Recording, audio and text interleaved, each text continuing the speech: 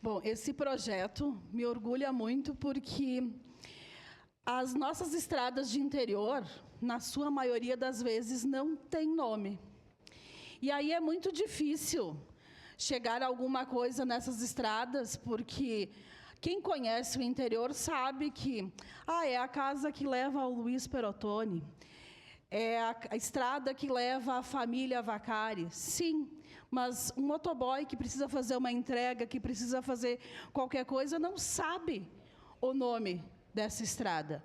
Então, dar nome às estradas de interior realmente é a gente fazer algo bem importante para as pessoas que residem nessa estrada. E falar do Raul Arthur Perotoni, que nasceu no dia 21 de julho de 1930, na localidade da Linha Julieta, na cidade vizinha de Farroupilha. Ele é filho do Hermínio Alfredo Perotoni e da Paulina Barreta, e neto de Arthur Perotoni, fundador da Cooperativa Vitivinícola Forqueta, que é a primeira da América Latina. Hoje a gente tem aqui os familiares, né? O filho Luiz Alberto, a Ana Maria, a Ivanir, a Nora Marisete, os genros Hildo, Edo e Roberto. Falar do Arthur, do Raul, é falar do pai de um grande amigo meu que foi colega de escola, o pai do Luciano.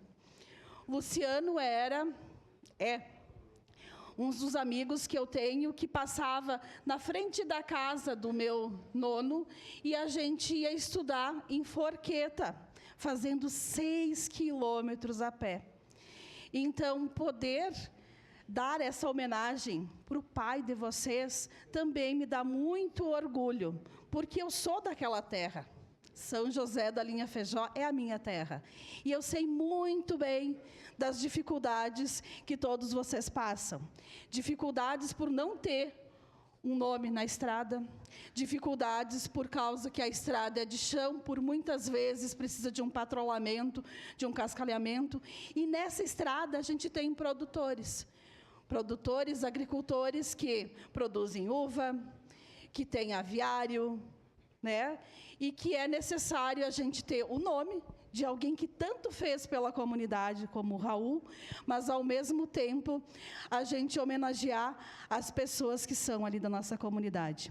Então, vereadores, eu peço que vocês votem favorável a esse projeto, porque é uma homenagem ao Raul, mas também é fazer com que aquela estrada tenha um nome para facilitar a vida de todos que moram lá. Então, muito obrigada pela presença de vocês, familiares, e obrigada a cada vereador que vai nos auxiliar para que a gente tenha a estrada municipal Raul Arthur Perotoni, lá em São José da Linha Feijó. Obrigado, vereadora.